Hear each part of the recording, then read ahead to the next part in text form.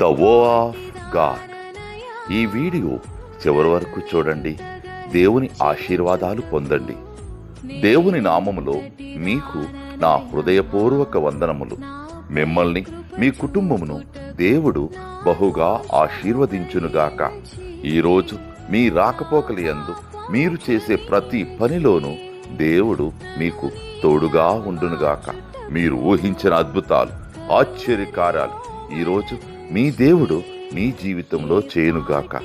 ఈరోజు నీ దేవుడు నీతో మాట్లాడే మాట, ఇది మొదలుకుని అన్ని తరముల వారును నన్ను ధన్యరాలందరు. లూకా 1:49. From now on, all generations will call me blessed. Luke chapter 1 verses 49.